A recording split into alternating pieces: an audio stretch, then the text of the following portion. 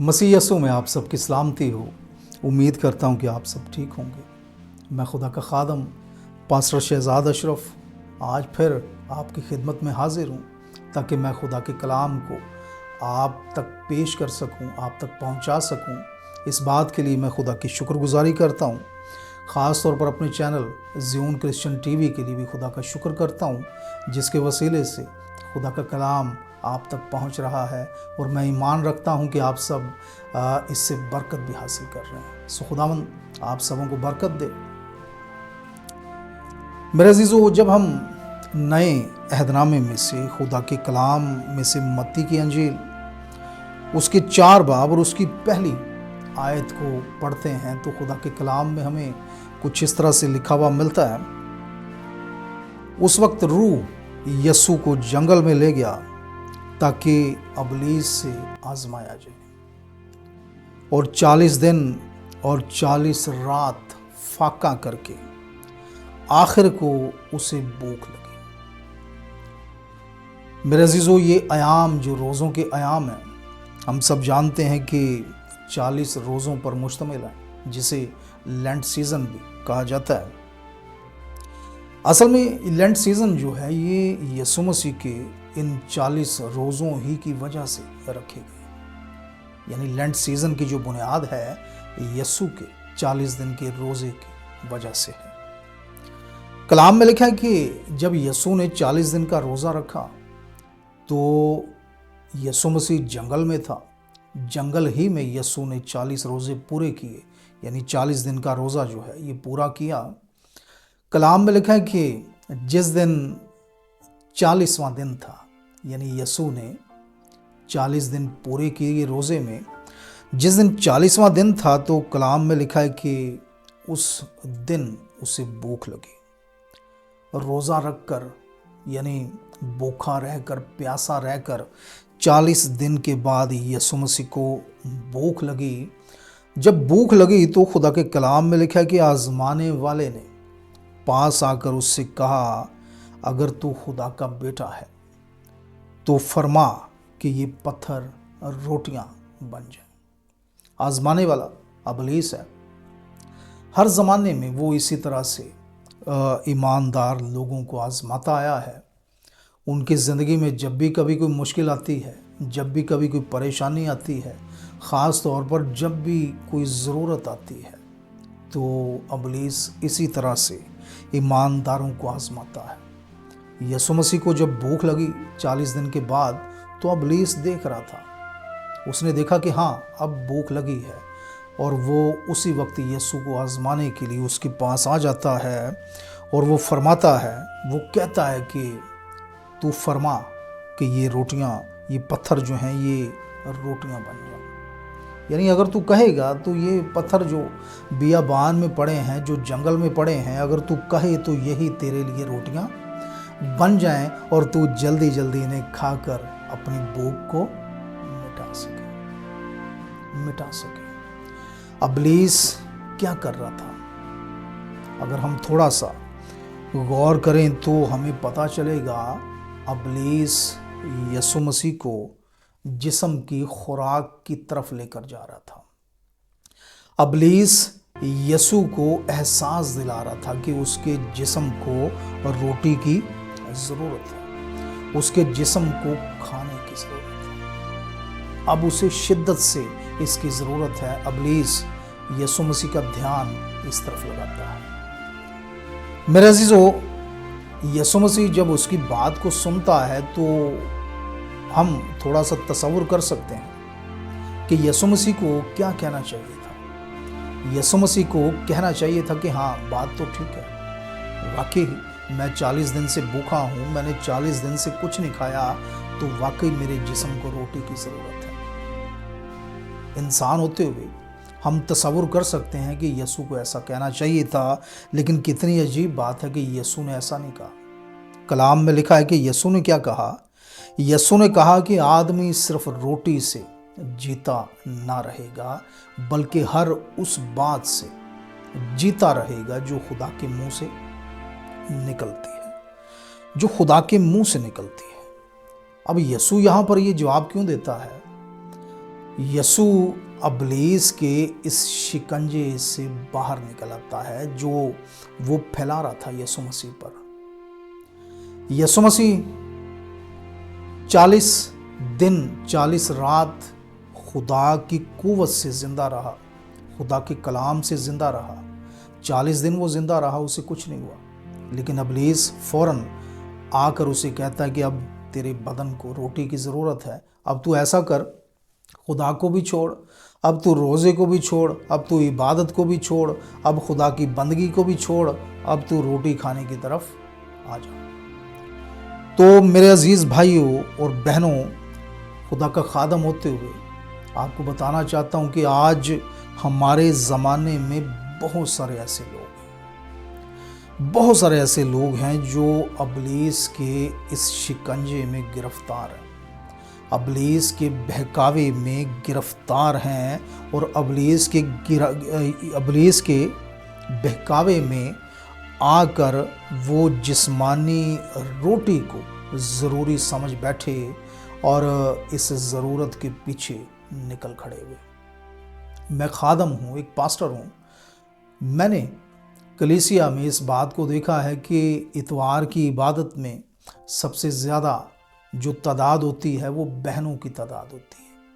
इतवार की इबादत में भाइयों की तादाद बहुत कम होती है। ऐसा नहीं है कि भाइयों को इबादत करना पसंद नहीं है, ये बात नहीं है, बल्कि हकीकत ये है कि इतवार के रोज़ भी, इतवार के दिन भी बहुत सारे भाई ड्यूटियों पर गए होते हैं, अपने अपने काम काज पर गए होते हैं, वो रोटी कमाने के लिए गए होते हैं, रोटी कमाने के लिए। तो आप थोड़ा सा तसव्वुर करें, आप थोड़ा सा महसूस करें कि वो क्यों रोटी कमाने के लिए गए हुए। हालांकि इतवार का दिन तो इबादत का दिन है, इतवार का दिन तो खुदा का दिन है, इतवार का दिन तो खुदा की बंदगी का दिन है। अब वो इबादत को छोड़कर, खुदा को छोड़कर, खुदा की बंदगी को छोड़कर वो रोटी कमाने के लिए निकल खड़े हुए हैं। तो इसका मतलब क्या है? इसका मतलब ये है कि वो अबलीस के बहकावे में आकर जिस्मानी रोटी को ज़रूरी समझ बैठे हैं। अबलीस ने कहा कि तेरे बदन के लिए ये रोटी ज़रूरी है। उन्होंने कहा कि ठीक है, और वो इस रोटी को कमाने के लिए निकल खड़े हुए। आपको बताना चाहता हूँ, बहुत सारे लोगों से मैंने कहा, बहुत सारे भाइयों से मैंने कहा कि आप संडे को छुट्टी कर लिया करें, आप काम पर ना जाया करें, इबादत बड़ी ज़रूरी है। तो उन भाइयों का जवाब क्या आता है? अक्सर औकात वो भाई ये जवाब देते हैं कि पादरी साहब, काम करना या काम पर जाना भी इबादत है, बच्चों के लिए रोटी कमाना भी इबादत है। तो मेरे अजीज़ों, उनकी इन बातों से हम अंदाज़ा कर सकते हैं कि उनका ध्यान किस तरफ है। उन्हें खुदा की ज़रूरत नहीं, बल्कि उन्हें जिस्मानी खुराक की ज़रूरत है। वो उसी को कमा रहे हैं, वो उसी के पीछे सारी मेहनत कर रहे हैं, सारी जदोजहद उनकी सिर्फ जिस्मानी खुराक के लिए। खुदा का कलाम क्या कहता है? एक ईमानदार को ऐसा करना चाहिए, खुदा के लोगों को ऐसा करना चाहिए। वो लोग जो खुदा से प्यार करते हैं, वो लोग जो खुदा के नाम पर अपनी ज़िंदगियां बसर करते हैं, क्या उन्हें इस तरह रोटी के पीछे भागना चाहिए? क्या उन्हें दिन रात रोटी कमाने के चक्कर में रहना चाहिए? क्या खुदा के लोगों को इतवार को भी काम पर जाना चाहिए? कलाम क्या कहता है?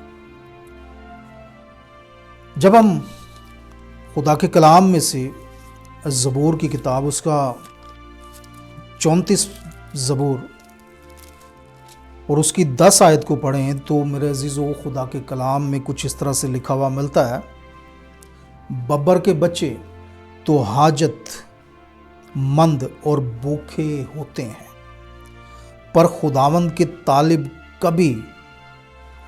तालिब किसी नेमत के मोहताज ना होंगे। इस बात पर गौर कीजिएगा।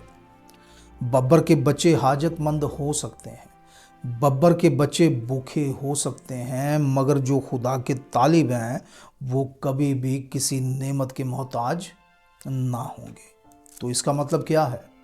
جو خدا سے پیار کرتا ہے، جو خدا کے قریب رہتا ہے، میرے عزیزو، وہ کبھی بھی بھوکا نہیں رہتا، وہ کبھی بھی بھوکا نہیں رہتا، وہ کبھی بھی کسی نعمت کا محتاج نہیں رہتا۔ اور پھر ہم قوم بنی اسرائیل کو تو جانتے ہیں۔ قوم بنی اسرائیل نے 40 سال تک بیابان میں زندگی گزاری، جنگل میں زندگی گزاری۔ کیا کبھی کوئی ایسا دن آیا تھا کہ جس دن انہوں نے کھانا نہ کھایا ہو؟ اگر ہم بائبل کو پڑھیں تو ہمیں پتہ چلے گا کہ ان کی زندگی میں کبھی بھی ایسا دن نہیں آیا۔ 40 سالوں تک وہ جنگل میں رہے اور 40 سالوں تک خدا ان کے لیے آسمان سے روٹی برساتا رہا۔ تو ہم اندازہ کر سکتے ہیں کہ خدا کے لوگ کبھی بھی بھوکے نہیں رہتے، کبھی بھی پیاسے نہیں رہتے۔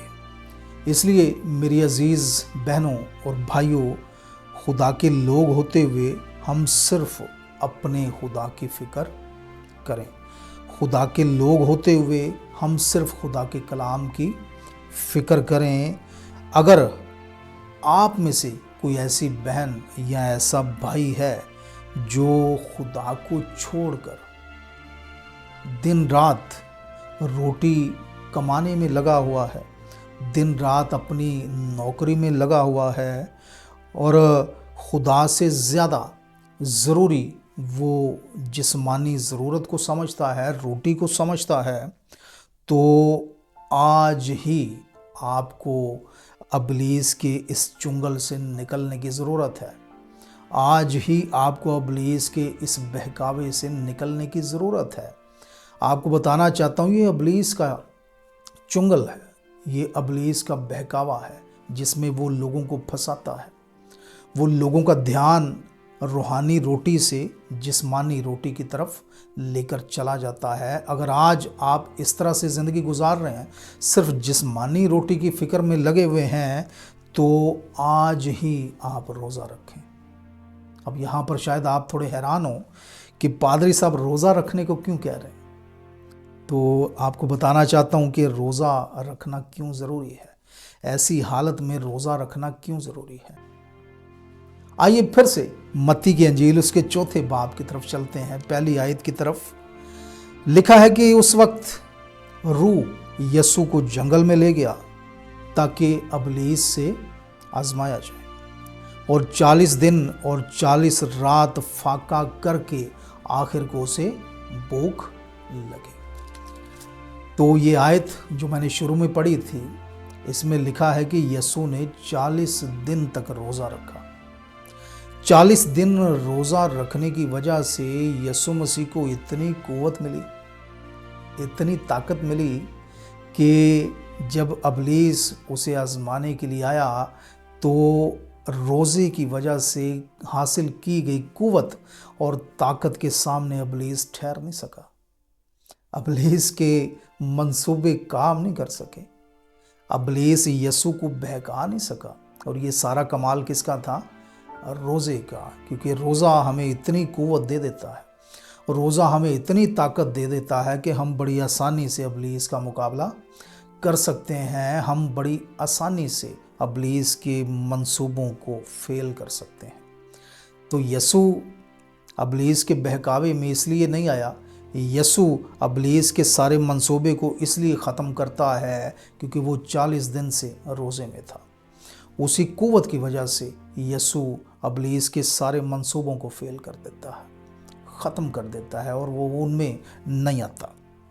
تو اس لیے میں کہہ رہا ہوں، اگر آپ میں سے کوئی بھائی کوئی بہن اس وقت ایسی کنڈیشن میں ہے کہ وہ بھی جسمانی روٹی کمانے کی دھن میں لگا ہوا ہے، ابلیس کے بہکاوے میں آ چکا ہے، ابلیس کے شکنجے میں آ چکا ہے، تو آپ کو کیا کرنے کی ضرورت ہے؟ روزہ رکھنے کی ضرورت ہے۔ جب آپ روزہ رکھیں گے تو خدا آپ کو قوت دے گا، خدا آپ کو طاقت دے گا، اور پھر اس طاقت کی بنا پر، اسی طاقت کی بنا پر آپ ابلیس کا مقابلہ کر سکیں گے۔